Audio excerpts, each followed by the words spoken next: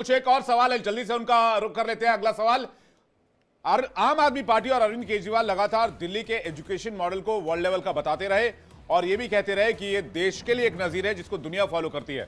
तो क्या ये सरकारी स्कूल के एजुकेशन मॉडल आम आदमी पार्टी के लिए फायदेमंद साबित होंगे? आइए सवाल आपके सामने रखते हैं, क्या सरकारी स्कूल के एजुकेशन मॉडल आपके लिए फायदेमंद साबित होगा?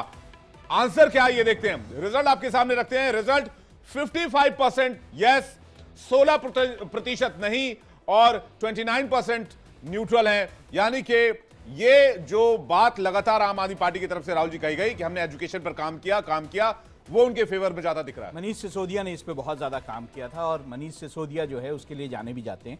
जितने लोग हमारे जितने रिपोर्टर्स ग्राउंड पे गए हैं वहां पर भी उनको ये सुनने को मिला है कि दिल्ली में जो सरकारी स्कूलों की व्यवस्था है वो बेहतर हुई है। ये लोग तो, हम तो ये कह नहीं रहे हैं, लोग की ये राय है और अगर वो ये मानते हैं तो मैं मानता हूं जनता की राय जो है वो हमारी एआई उसमें भी रिफ्लेक्ट हुई। बिल्कुल, जल्दी से कुछ एक और सवाल है वो भी दर्शकों के सामने रख देते हैं।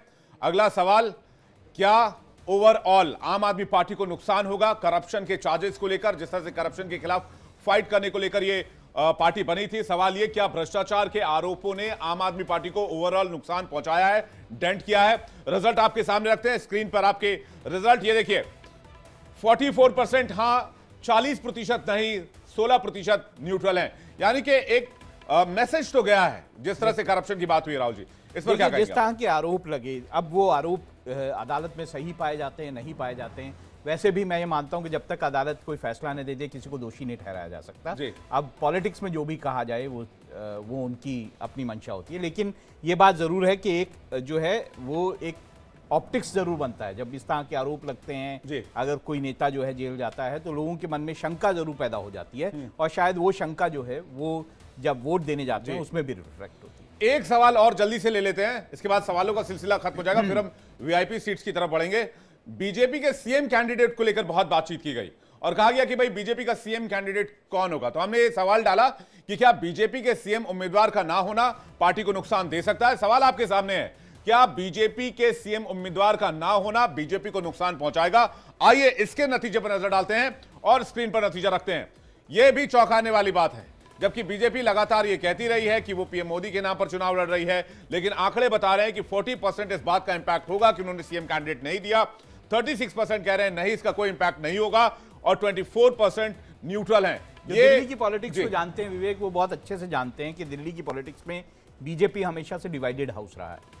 हमेशा से उसके बीच में जो है कॉन्ट्रडिक्शंस रही है, इनफाइटिंग रही है और यही कारण है कि जहां पर बीजेपी के पास एक बड़े बड़े नेता होते थे, मदन लाल खुराना होते थे, बाकी सुषमा स्वराज होती थी, बहुत सारे साहिब सिंह वर्मा होते थे, आज बीजेपी के पास एक ऐसा बड़ा चेहरा नहीं दिखाई देता जो अरविंद केजरीवाल के चेहरे को टक्कर दे सके। और इसमें यश अवस्थी कुछ कहना चाह रहे हैं। यश जी, तो हमने एक सवाल जब एनालिसिस किया था एआई बेस्ड करप्शन का, तो हमको ये पता चला था कि आम आदमी पार्टी का जो करप्शन है और लिकर है और जो उनका घर चार्जेस हैं जो जो चार्जेस हैं, इसमें जो है भ्रष्टाचार के आरोपों का कितना इम्पैक्ट पड़ा। तो पूरी दिल्ली की जनता से जो हमको जो उनके सेंटीमेंट्स का पता चला, 80% लोग यह तो मान रहे हैं कि भले ये सिद्ध हो या ना हो, इसके कारण वोट व सीट जो है इस क्षेत्र में, दिल्ली के क्षेत्र में गिरेगी। और उसमें जो है जो ये 3 फैक्टर्स हैं, जो करप्शन के चार्जेस जो लगे हैं और एल्कोहलिक चार्जेस जो लगे हैं, मतलब कंजम्पशन के और रेट कम के, और फिर जो महल के जो शीश महल का टैगलाइन दिया था उसको जब हमने क्वांटिफाई किया, तो इससे देश की, दिल्ली की जनता मान रही है कि हम भी वोट दे सकते हैं। जो दे भी रहे हैं आम आदमी पार्टी को, वो भी कह रहे हैं लेकिन इस बार नुकसान होगा। अधिकतर लोग यही मान रहे हैं। जी, आपने ये इनपुट डाला था? जी, ये फैक्टर्स हमने क्वांटिफाई और क्या मेजर फैक्टर्स आपने डाले थे? जी, मेजर फैक्टर्स जब हमने ये डाले थे कि इसको भी 2 तरीके से मापा था कि कितने लोग सोच रहे हैं सत्ता रिलेटेड नुकसान हो सकता है। तो सत्ता रिलेटेड में पता चला कि 44% लोगों के आसपास को लगता है कि हाँ, सत्ता इस बार खतरे में है इन 3 फैक्टर्स के कारण। बल्कि जब वोट प्रतिशत देखा गया तो लगभग सभी, मतलब एक तरीके से देखा जाए तो हर 10 में 8 व्यक्ति कह रहे थे कि इस बार नुकसान होगा। ये सिद्ध हो रहा है या नहीं, ये तो भविष्य की बात है, लेकिन अभी वर्तमान की स्थिति यही है। 55 सीट तो खुद कह रहे हैं राहुल लाल जी। नहीं, मैं वही तो कह रहा हूं कि उन्होंने, देखिए 62 के बाद 62 सीट्स, उनको 62 सीटें आ गई थी 2020 में। तब भी केजरीवाल जी कल भी कहा कि 55 सीटें आ जाएंगी, माताएं बहनें आए तो फिर 60 पार करेंगे। तो एक तरह से कहीं न कहीं आम आदमी पार्टी को खुद भी पता है कि वो जो चमत्कारिक आंकड़े थे 2015-2020 के आंकड़े वो नहीं लाने जा रहे हैं और उसमें उनको नुकसान होने जा रहा है। क्योंकि जो 3 सवाल किए, देखिए स्कूलिंग को मॉडल को लेकर राजनीति में परसेप्शन की भूमिका होती है, तो वो एक चीजें आगे सामने में गई है, वो आम आदमी पार्टी के पक्ष में है।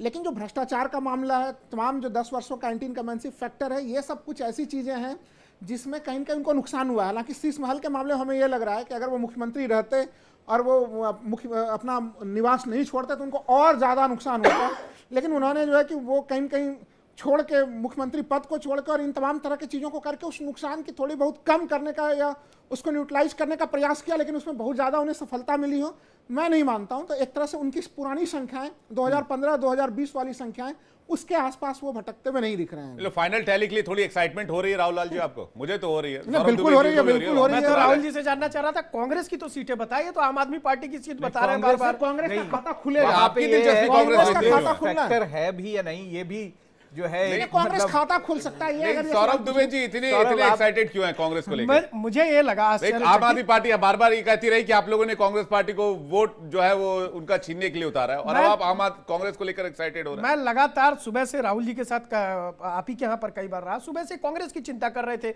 शाम होते होते इनके दिमाग के मानचित्र से कांग्रेस गायब होती जा रही है। अभी आम आदमी पार्टी की चिंता कर रहे हैं। अरे भाई केजरीवाल जी अपनी तरफ से 55 कह तो रहे हैं, लेकिन कांग्रेस क्या कह रही है मैं आपसे जानना चाह रहा हूँ। क्या खाता खुल रहा है या नहीं खुल रहा है? अरे वहां बताइए ना, रुक जाइए, तो बताइए। एग्जिट पोल में सामने आएगा। खाता खुल रहा है, बिल्कुल कांग्रेस का खाता खुल रहा है, लेकिन आप जो ये चीज सोच रहे थे कि कांग्रेस के कारण से वोटों का खूब सारा डिवीजन हो जाएगा और भारतीय जनता पार्टी सीधे सीधे सत्ता पक्ष में आ जाएगी, ये जो आप लोगों की मंशा थी वो मंशा भी सफल होने वाली नहीं है।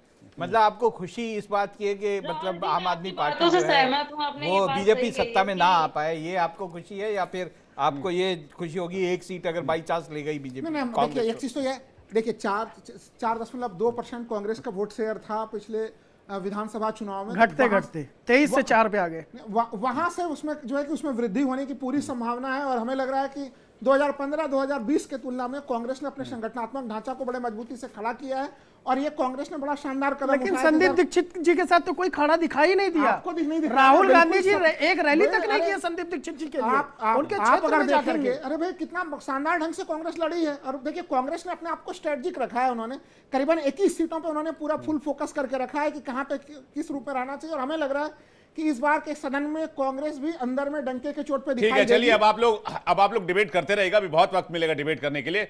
वीआईपी सीट्स की तरफ चलते हैं, शुरुआत नई दिल्ली से करी जाए तो बहुत बेहतर होगा। नई दिल्ली पर मुकाबला